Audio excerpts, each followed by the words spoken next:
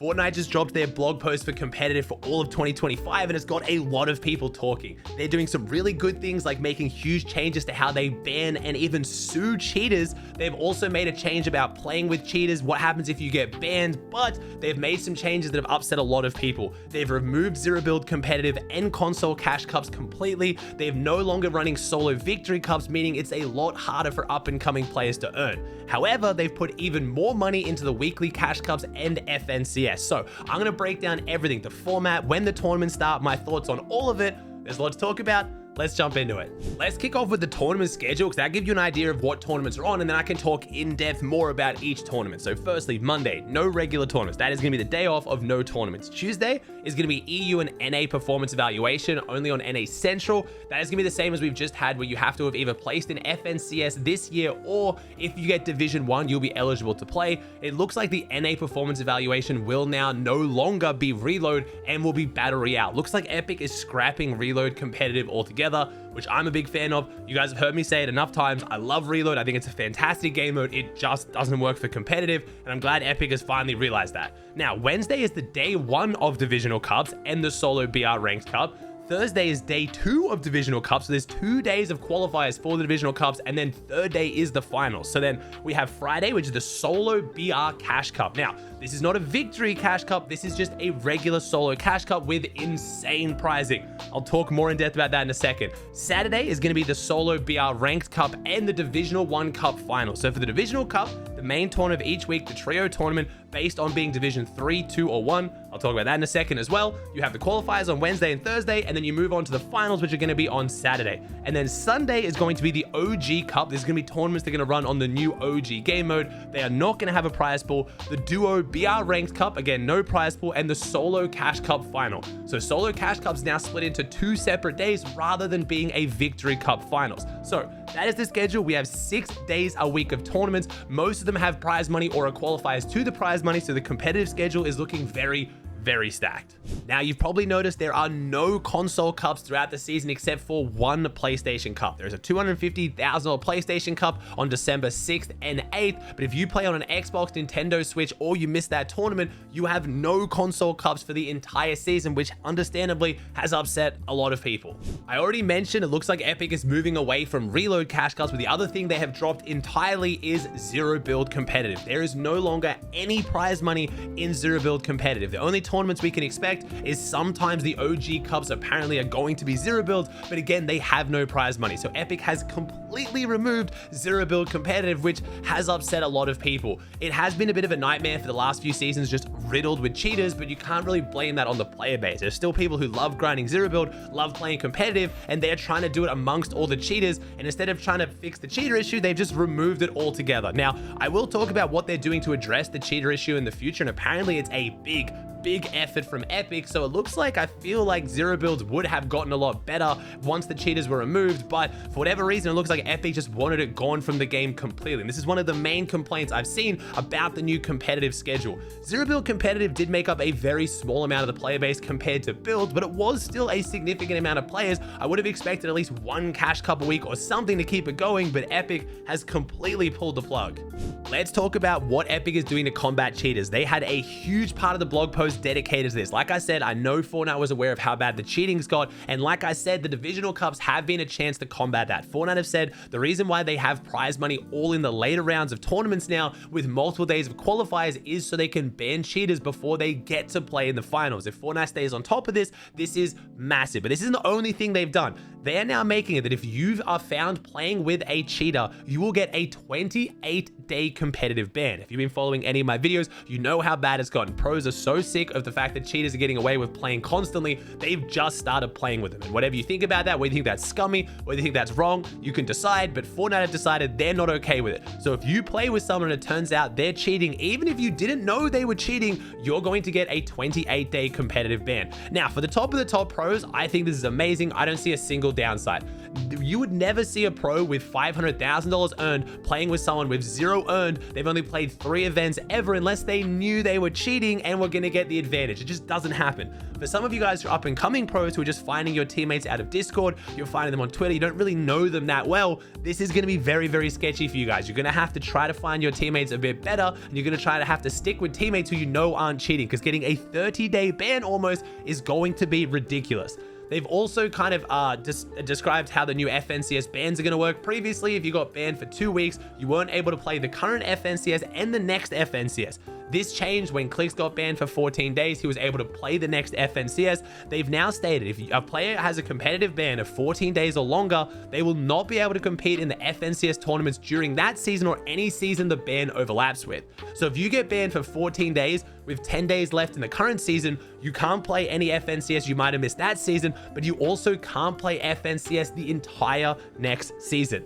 They've also said we are ramping up legal action against both players who cheat and cheat sellers.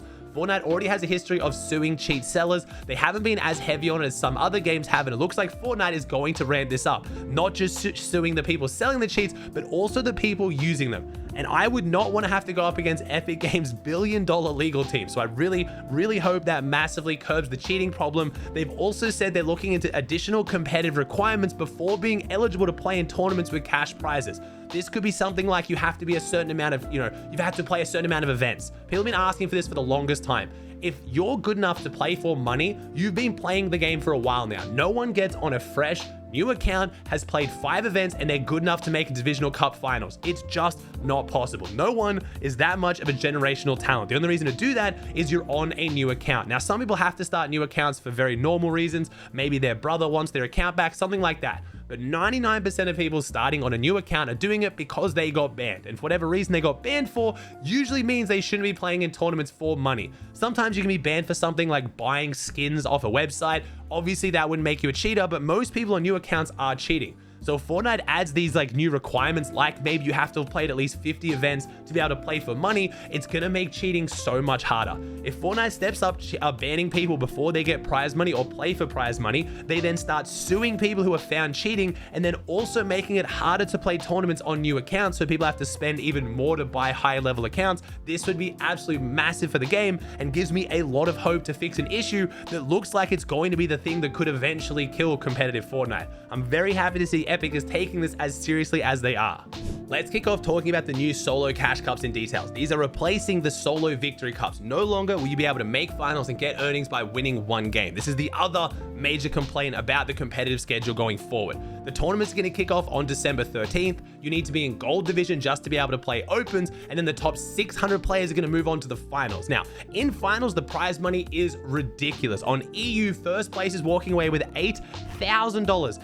$8,000 for winning EU is going to be insane. You're going to get money just by making top 25 on the major regions. On the smaller regions, it's more like top 15. So compared to paying, hundreds of people hundreds of dollars every single week, it's going to be less people making much, much more money. So obviously you're going to have your own opinion on that. If you're an up and coming grinder and you really liked playing the solo victory cups every week, it felt like you were so close to making earnings, this is obviously going to be a little more frustrating. But if you're someone like me who likes to watch the tournaments and wants them to be as competitive as possible, they are going to be extremely fun to watch, really stacked and really exciting to be able to talk about who is the best solos player.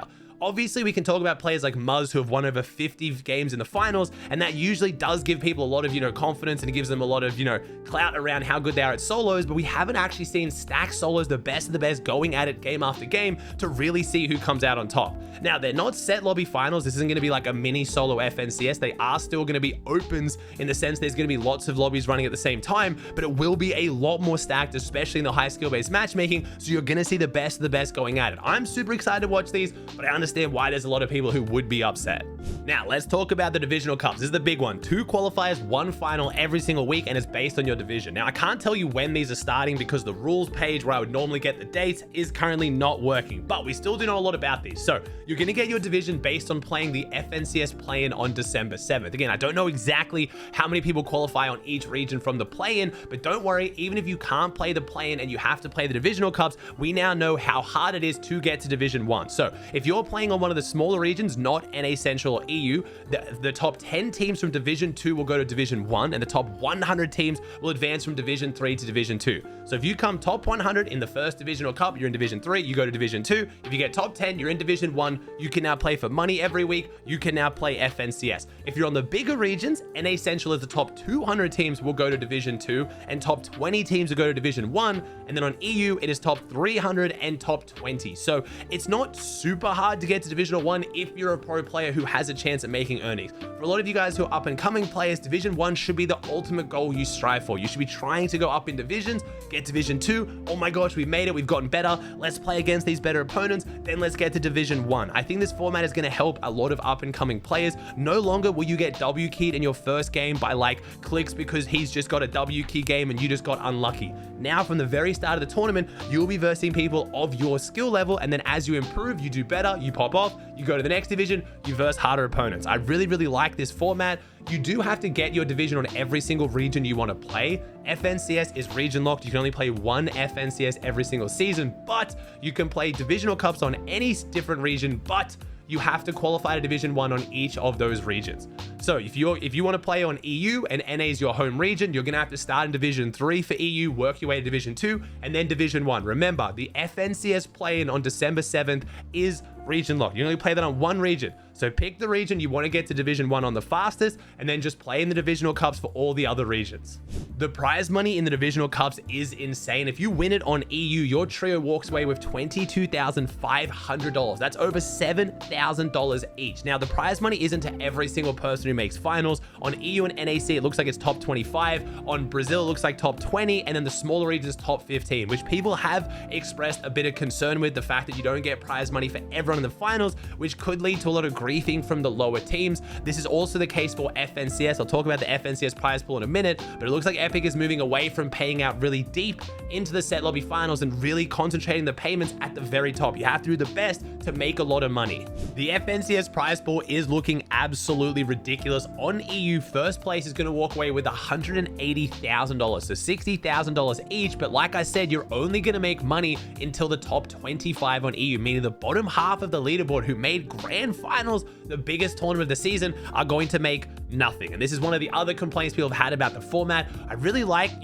having the big prize money be at the top. It's made the Cash Cup so much more fun to watch recently. It'll make FNCS super exciting, but I do have concerns of integrity and griefing. Not even just griefing. If you're in like 35th going into the last game, your logic is, all right, well, we need an absolutely crazy game just to even make money here. Let's just go land on first place at the best POI. If we take them down, we'll have the best weapons, and then we can maybe go on to win a game and get more money. And that's going to cause a lot of issues. I'm not really sure if Epic's thought about this. I don't really know what their thought process is here. Even just having some kind of money go into the rest of the leaderboard would be nice. I understand doing it for Cash Cups because Cash Cups are every single week. You don't have to worry too much about stuff like that. But for the biggest tournament of the season with this much money on the line, I'd like to see at least just a little bit go at the very bottom just to make people play properly until the very end for the hope of getting a little bit more money, or at least making something, not just crashing out because they've made zero money and they're just going to take it out on the rest of the leaderboard. I could be wrong. It is grand finals. It's the best players in the world. Hopefully they have more integrity than that, but I can't even blame teams for trying to go for that really massive game that could grief so many other people because they're just trying to make more money for themselves.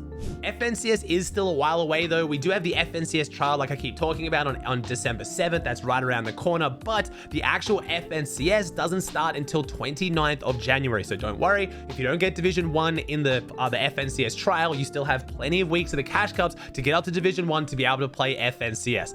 And even if you don't get to Division 1, you can still play in FNCS, but you have to play in the last chance qualifier on the 12th of February. If you don't get Division 1, you can't play in the play-ins, you can't play in the groups, but you can still play that one session of FNCS. So everyone will be able to compete in FNCS regardless of their division, but if you want the best chance to qualify, you need to get to Division 1 before the end of January. They did also give some clarification what's going on with competitive servers in NA. They stated that NA Central competitive servers are staying in Dallas. A lot of people talking about how it's going to move to Iowa. That ended up not happening at all. And also the NA West competitive servers are going to be in Northern California, which is where I believe they used to be. So NA Central staying in Dallas, NA West staying where it used to be. There are no server changes for competitive Fortnite outside of this. EU is going to be in the same spot. OCE everywhere is competing on the same servers they always have.